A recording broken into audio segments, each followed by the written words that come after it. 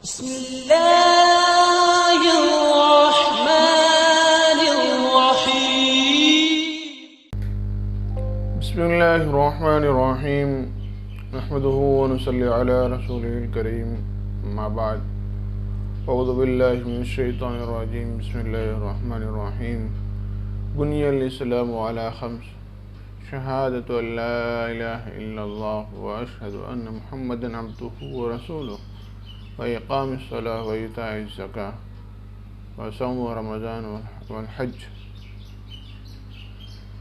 और कमा क़ाल अलैहिस्सलातु वस्सलाम।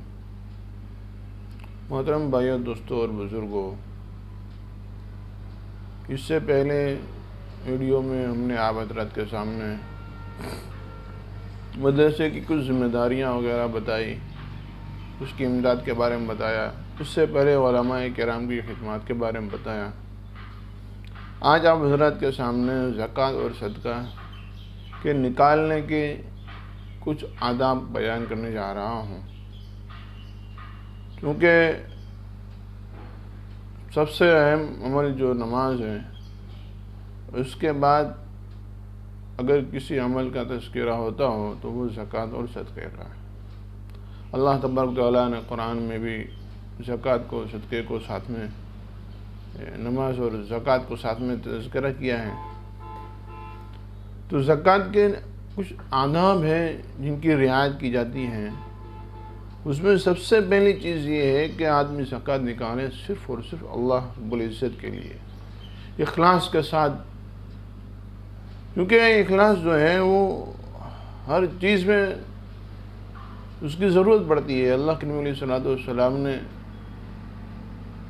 यूँ फरमाया कि अगर किसी बंदे के किसी अमल के अंदर एक राय के दाने के बराबर भी अगर इखलास नहीं होगा, लायत नहीं होगी, तो अल्लाह तबारक व तआला उसके अमल को ज़रूर कबूल नहीं करेंगे, बिल्कुल कबूल नहीं होगा। कौन सा अमल कबूल होगा? कि जिसके अंदर ज़र्रा बराबर भी किसी को दिखलावे की या किसी के यहाँ आओ भगत कराने की या किसी के यहाँ वाह कराने की कोई नीयत ना हो, सिर्फ़ और सिर्फ मैं और मेरा अल्लाह मुझसे खुश हो जाए उसका काम। तो सदका देने वाले के लिए सबसे अहम और सबसे बुनियादी जो अदब है वो ये है कि इखलास के साथ आदमी सदका दे। अल्लाह के नबी अलैहिस्सलातु वस्सलाम ने यूँ फरमाया है कि क़यामत के दिन जिन लोगों के ख़िलाफ़ सबसे पहले फ़ैसला किया जाएगा, उनमें से एक वो शख्स होगा कि जिसे अल्लाह ने खूब माल व वसाअत, माल व दौलत दिया होगा और उसने अल्लाह के रास्ते में बहुत कुछ सदका भी किया होगा, बहुत माल लुटाया होगा। लेकिन अल्लाह उसको पूछेंगे कि तू दुनिया में क्या करके आया? तो वो कहेगा कि अल्लाह मैंने बहुत लोगों को सदका दिया और मस्जिदें बनाई और ये किया वो किया, सब किया। अल्लाह कहेंगे कि तू झूठ बोल रहा है, तूने ये सब कुछ इसलिए किया था कि लोग तुझे सखी कहें, लोग तुझे बड़ा दिलदार कहें, और ये सब कुछ दुनिया में कहा जा चुका। आज आखिरत के अंदर तेरा कोई हिस्सा नहीं है। इसलिए मेरे भाइयों, दोस्तों, बुज़ुर्गों, हम जो है इखलास को मजबूती के पकड़े रखें। बहुत सारे लोग आज माशाअल्लाह अल्लाह के नाम पर दे रहे हैं, सदका दे रहे हैं, ज़कात दे रहे हैं, फितरा दे रहे हैं, सब कुछ दे रहे हैं, लेकिन हाँ, हम अपनी नीयत को दुरुस्त करें। दूसरा जो अदब है वो ये है कि अगर कोई शख्स मसलहत ना हो तो आम अहवाल में छुपा कर सदका करना। मसलियत किसको कहते हैं? कि मसलियत ये कहते हैं कि कोई ऐसा तकाजा हो, यानी कि किसी जमात के साथ बैठे हुए हैं, अब उस जमात में कुछ साथी ऐसे हैं जो बेचारे सदका वगैरह नहीं करते, या बहुत कम माल में से निकालते हैं, तो उनके सामने जो है जाहिर करके सदका देना कि भाई लोगों को इस बात का एहसास हो कि देखो ये मुझसे कम मालदार है, मुझसे गरीब है, या मुझसे मोहताज ज़्यादा है, इसको ज़्यादा ज़रूरत है, उसके बावजूद इतना ज़्यादा सदका दे रहा है, तो मुझे तो, मेरे पास तो अल्लाह ने बहुत कुछ दे रखा है, मैं क्यों नहीं करता हूँ, चलो मैं भी करूँगा।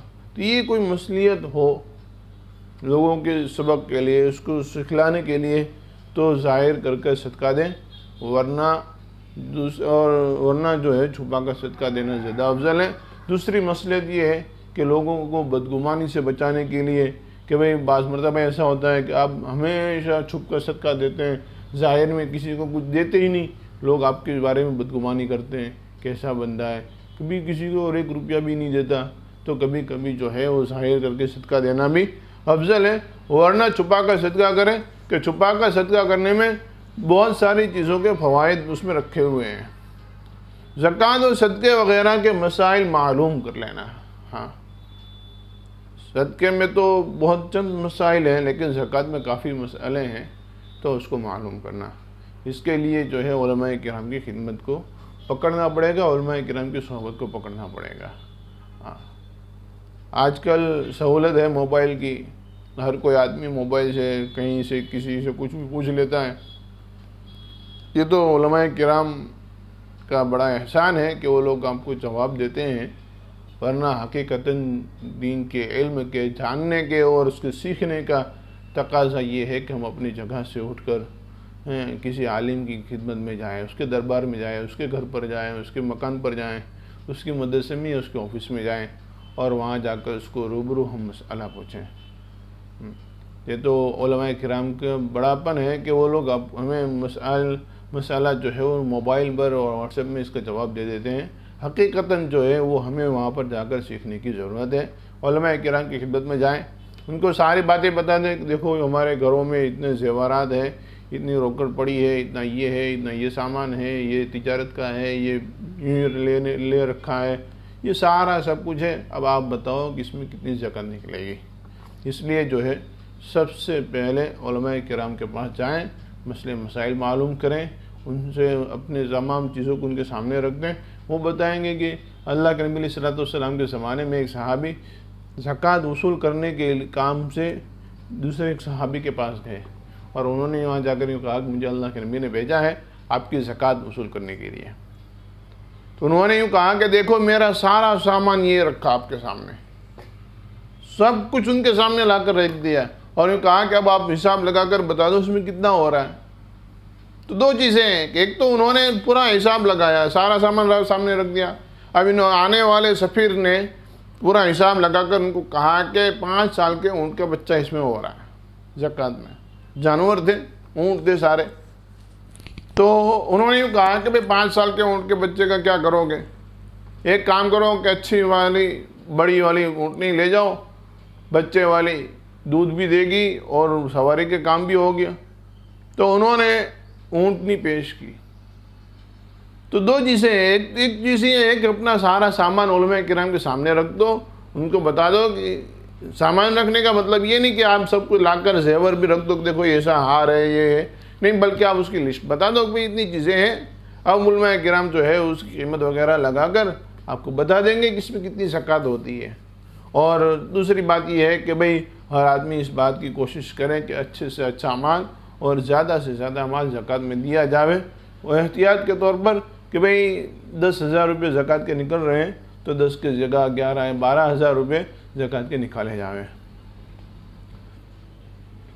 दूसरा एक अदब ये है कि भाई ज़कात जब किसी साथी के, किसी बंदे के ऊपर वाजिब हो जावे तो उसको लेट ना करें। ज़कात वाजिब होने के लिए 1 साल का तायुन ज़रूरी है कि 1 साल तक माल का रहना ज़रूरी है। अब ज़कात देखो एक बहुत बड़ी गलतफहमी हमें हो रही है कि भाई ज़कात सिर्फ रमज़ान में निकलती है, ज़कात सिर्फ रमज़ान में निकलती है। तो ऐसा नहीं है, ज़कात रमज़ान में भी निकलती है और दूसरे महीनों में भी निकलती है। जो आदमी जब ज़कात का निसाब तक पहुंच गया, जैसे किसी कोई आदमी जो है वो मुहर्रम के महीने में ज़कात के निसाब तक पहुंचा है, अब 1 साल के बाद अगले मुहर्रम में उसके पास उतना माल है ज़कात के निसाब के मुताबिक, तो उस आदमी के ऊपर जो है वो ज़कात उस मुहर्रम में निकालनी ज़रूरी है। अब वो मुहर्रम में नहीं निकाल कर वो रमज़ान तक आकर इंतज़ार कर रहा है तो उसको उसका गुनाह होगा। इसके लिए जो है हम जो है वो ज़कात के मसाइल उलमाए किराम के पास जाकर सीखें और हम उनको पूरी बात बता दें कि देखो इस तारीख को जो है हमारे ऊपर ज़कात वाजिब हुई थी या ज़कात के निसाब के बराबर माल आया था इस तारीख को, तो इस तारीख को निकालनी है और ज़कात निकलेगी इस्लामी महीनों के एतबार से। हाँ, ये बात नोट करने की ज़रूरत है। ज़कात निकलेगी इस्लामी महीनों के एतबार से। हाँ, आदमी हिसाब किताब दुनिया दुकानों के और ऑफिसों के और कंपनियों के जो हिसाब किताब होते हैं वो इंग्लिश महीनों के एतबार से होते हैं, लेकिन ज़कात जो है इस्लामी महीने के एतबार से निकालेंगे। अगर इस्लामी महीनों के एतबार से नहीं निकालेंगे तो 36 साल के बाद 1 साल की ज़कात बाकी रह जाएगी। हाँ, हर साल 10-10 दिन का फ़र्क पड़ता है, तो 36 साल के बाद जो है वो 1 साल की ज़कात बाकी रह जाएगी। इसलिए इस्लामी महीनों के एतबार से ज़कात निकाली जाएगी। और एक अहम मसला ये है कि हम रोज़ाना, जैसे रमज़ान के मुबारक महीने के अंदर जो है आदमी ज़कात का माल निकालता है। अब कोई आता है तो ज़कात का माल यूँ ही पड़ा है और ये नफली सदका दे रहा है, नफली सदका दे रहा है, नफली सदका दे रहा है। तो मुस्ताहब ये है, अच्छा ये है कि सबसे पहले ज़कात का माल दिया जावे। सबसे पहले ज़कात का माल दिया जावे, ज़कात का माल ख़त्म हो जाए उसके बाद नफली सदके दिए जावे। क्योंकि हो सकता है कि हम ज़कात के माल को रखें और नफली सदका देते रहे और खुदा ना खास्ता हमारा इंतकाल हो गया और ज़कात का माल पड़ा रह गया। हाँ, अगर किसी मसरफ़ को, ख़ास मसरफ़ की जगह पर उसको इस्तेमाल करना है, हमें पता है कि भाई इस जगह पर इस्तेमाल करना है, तो उसको लिख कर फिर रख दें कि भाई ये देखो ये ज़कात का माल है, इसको इस जगह पर खर्च करना है, तो वो रख दो। जैसे आगे कोई ऐसा काम आने वाला है या कोई ऐसे सफ़ीर आने वाला है, कोई दूसरा आदमी आने वाला है किसी तंजीम का, तो उसके लिए निकाल कर रखे हैं, तो उसको लिख कर रख दो कि ये ज़कात की रकम है, ये इस काम में या इस तंजीम में इस्तेमाल करनी है, उसको लिख कर रख दो। खुदा ना खास्ता कल को हमारा इंतकाल हो गया तो हमारे वरसा जो है उसको उसकी जगह तक पहुँचाएँगे। और एक अदब ये है सदका और ज़कात देने वाले का कि हलाल माल से सदका वगैरह करें। हलाल माल से, जो आमदनी हलाल की है उसमें से सदका दें, क्योंकि हराम माल में से किया हुआ सदका कबूल नहीं होता। हाँ, हमें ऐसा होगा कि हमने सदका दे दिया, लेकिन ये तो बात ऐसी हो गई कि हालांकि कमाना ही हलाल है, हराम तो कमाना ही नहीं है। तो एहतियात ये है कि भाई जो एकदम प्योर हलाल माल हो उसमें से सदका करने की कोशिश करें। उम्दा माल सदक़े में दिया जाए, ज़कात में उम्दा माल दिया जाए। मैंने इससे पहले भी कहा कि अल्लाह के नबी का सफ़ीर आया तो उन्होंने कहा 5 साल की उम्र का, उन्होंने ऊँट नहीं दी। तो मेरे भाइयों दोस्तों बुज़ुर्गों, हम जो है सदका वगैरह में, ज़कात वगैरह में अच्छे से अच्छा माल दें। हाँ, अच्छे से अच्छा माल दें। ये नहीं कि भाई चलो ये सामान बिकता नहीं है या ये ख़राब हो जाएगा या इसको चलो ये घर में इस्तेमाल का नहीं है, अब इसको ज़कात में दे दो। अलमारी घर में पड़ी है, कोई काम की नहीं है, कोई इस्तेमाल की नहीं है, तो उसकी कीमत निकाल कर वो अलमारी दे दी किसी को, ये अलमारी मेरी ज़कात हो गई। ऐसा ना करें। देखो, कहने के मुताबिक तो हो जाएगी शरीयत के मसाले के मुँह पे, लेकिन जो है उससे जो फ़ायदा होना चाहिए था वो नहीं होगा। आप बनावट कर रहे हैं अल्लाह के सामने कि जो आपको ज़रूरत नहीं है वो आपको अल्लाह के नाम पे दे रहे, बल्कि ऐसा ना हो। अच्छे से अच्छा माल जो है वो सदक़े में दे। अल्लाह तबारक तआला फरमाते हैं कि जो आप उस वक्त तक कामिल मुसलमान नहीं हो सकते जब तक आपको अपनी महबूब चीज़ आप सदका ना करें। इसलिए मेरे भाइयों दोस्तों बुज़ुर्गों, हम जो है वो अच्छे से अच्छा माल सदक़े में दें और ज़कात में अच्छे से अच्छा माल दें। अपनी पसंदीदा चीज़ का सदका करना। हाँ, मैंने कहा ना कि जिन चीज़ों से मोहब्बत है, जो पसंद है, वो सदका करें। ऐसा नहीं कि भाई चलो जो ज़रूरत का नहीं है उसको दे दो, तो ये तो हर कोई देता है, हर कोई देता है। ज़रूरत का नहीं है वो तो हर कोई दे देगा कि भाई ज़रूरत का नहीं है, इसको दे दो, जाने दो, जो अपने काम का तो यही नहीं, तो इसको रख कर क्या फ़ायदा है, दे दो सदक़े में, कुछ सवाब तो मिल जाएगा। सवाब मिलेगा, उससे मना नहीं है, सवाब मिलेगा, उससे मना नहीं है, लेकिन उतना नफ़ा उतना सवाब नहीं मिलेगा जितना पसंदीदा चीज़ को हमें सदका करने से मिलेगा। हाँ, इसलिए जो है हम जो है अच्छे से अच्छा माल और पसंदीदा चीज़ को जो है वो सदक़े में दें। इसके बाद सदका देने वाले का एक और है, वो है मुहताज रिश्तेदारों को पहले देना। जो मुहताज है, ज़रूरतमंद हैं, ये नफली सदका वगैरह जो है सबसे पहले उन्हें दिया जाए। हाँ, सगा भाई है तो उसको नफली सदका वगैरह दे, ज़कात का माल एहतियात के तौर पर ना दे। क्योंकि देखो अब हमारा भाई है, हमारा दिल गवारा कैसे करता है हम उसको ज़कात का माल दें हैं। इसलिए दे सकते हैं, लेकिन जो है वो अच्छा नहीं लगता। तो जो मोहताज रिश्तेदार हैं उनको अपना सदक़े वगैरह का माल उनको दिया जावे, उनसे सदक़े वगैरह के माल से उनकी मदद की जावे। सबसे अच्छा तो ये है कि लिल्लाह रकम से उनकी मदद की जावे, नहीं हो सकती तो कम से कम नफली सदक़े से उनकी मदद की जावे, और मोहताजों को तलाश करके उनकी ज़रूरतों को पूरी करें। हाँ, मोहताज है, ज़रूरतमंद है, उनको तलाश करें और उनको तलाश करके उनकी ज़रूरत क्या है, जो ज़रूरत है उसको पूरा करो। हाँ, अब हमने सदक़े के अंदर गेहूँ दे दिए, अब कोई आदमी बेचारा उसको गेहूँ की ज़रूरत ही नहीं है। हाँ, उसको गेहूँ की ज़रूरत ही नहीं, हमने उसको गेहूँ दे दिए। अब वो परेशान होगा कि इस गेहूँ को लेकर जाएगा, बाज़ार में बेचेगा, सही कीमत आवेगी नहीं आवेगी, कुछ पता नहीं है। तो इसलिए जो है मोहताज को पहला तलाश करना है। ज़कात के अंदर भी यही मसला है कि ज़कात के मुस्तहिक को पहले तलाश करो और फिर उस तक ज़कात की रकम पहुँचाओ। अब मदरसे वाले जो है सफ़ीर को हमारे पास भेजते हैं तो इनका एहसान है, उनका एहसान है। कल भी मैंने बात कही थी कि अगर मदरसे वाले आपके पास आ रहे हैं तो वो आप पर एहसान कर रहे हैं, इसलिए उनके साथ जो है वो अच्छा सलूक और अच्छा व्यवहार करें और साहिल से नरमी का बर्ताव करें। कोई आदमी मांगने के लिए आया है तो नरमी इख्तियार करें। देखो अल्लाह रब्बुल इज़्ज़त ने आपको अच्छा बनाया है, अल्लाह ने आपको माल दे रखा है। इसका मतलब ये नहीं कि आप किसी साहिल का या किसी ज़रूरतमंद का मजाक उड़ाएं।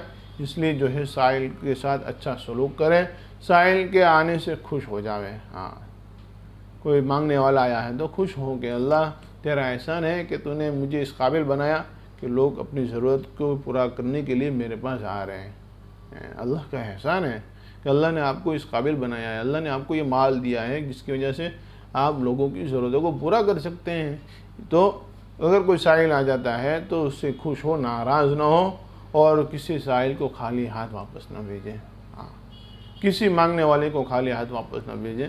और फिर आप ये भी दुआ भी करें कि अल्लाह जिस तरीके से मैं किसी साहिल को खाली हाथ वापस नहीं करता, अल्लाह तू भी मुझे खाली हाथ वापस ना कर। हैं इंशाल्लाह ये दुआएं कबूल होंगी। तो जो है कोई भी आने वाला कम से कम दर्जे में एक आध रुपया, अगर ये भी नहीं हो सकता तो कम से कम दर्जे में उसको एक अच्छी सी दुआ दे दें। इसलिए किसी साहिल को वापस ना करें। देने के लिए कुछ ना हो तो खुश अखलाकी से उसको वापस कर दें। हाँ, मैंने कहा ना कि कुछ नहीं है देने के लिए तो कम से कम दर्जे में अच्छे अखलाक के साथ उनको वापस कर दें कि देखो भाई माशाल्लाह आप आए हो, लेकिन हमारे पास फ़िलहाल आपको देने के लिए कुछ नहीं है, इसलिए हम आपको कुछ दे नहीं सकते। लेकिन बात यह है कि देखो हम आपके लिए भी दुआ करते हैं, आप हमारे लिए दुआ करो, या फिर कभी बाद में आकर ले जाना, अभी फ़िलहाल कोई इंतज़ाम नहीं हो रहा है, फिर जो इंतज़ाम होगा तो ले जाना, या आप बता दो हम पहुंचा देंगे। इस तरीके के अच्छे अखलाक के साथ उनको वापस करना। जो शख्स सवाल करने में अल्लाह सुब्हानहू व तआला का वास्ता दे उसको कुछ ना कुछ दे देना। हाँ, जो अल्लाह का वास्ता दे उसको तो कभी खाली हाथ ना भेजो मेरे भाइयों। जो अल्लाह का वास्ता दे उसको कभी खाली हाथ मत भेजो। ये वो मोहताज है नहीं है, कुछ भी है, उसका मामला अल्लाह के साथ है। अल्लाह के नबी अलैहिस्सलाम के पास एक साहिल आया, उसने सवाल किया तो अल्लाह के नबी अलैहिस्सलाम ने उसको दे दिया। कुछ सहाबे ने कहा कि अल्लाह के नबी ये तो ज़रूरतमंद भी नहीं है, इसको तो इसकी ज़रूरत भी नहीं है। अल्लाह के नबी अलैहिस्सलाम ने फरमाया कि उसने मांगा था, मेरा काम था उसको देना। अब वो ज़रूरतमंद है नहीं है वो जाने अल्लाह जाने, वो जाने अल्लाह जाने। इसलिए अगर कोई आदमी हमारे पास आता है, कोई साहिल आता है और अल्लाह का वास्ता दे रहा है तो हम उसको कभी वापस नहीं भेजेंगे, कुछ न कुछ अपने जेब में से निकाल कर दे देंगे।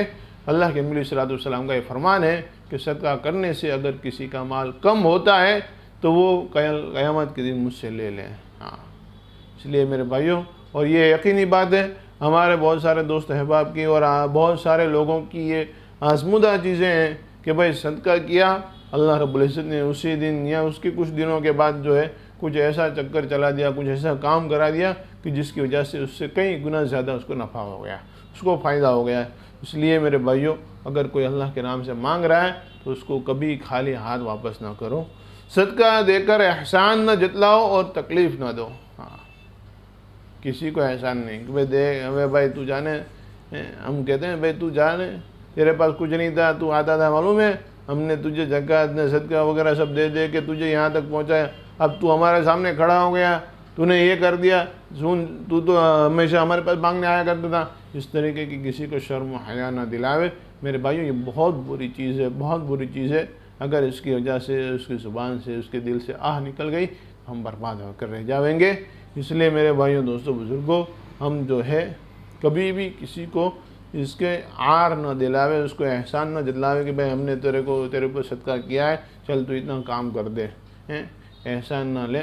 और एक बहुत अहम चीज़ ये है कि कभी सदका किया हुआ माल वापस नहीं लिया जाता, वापस नहीं लिया जाता है।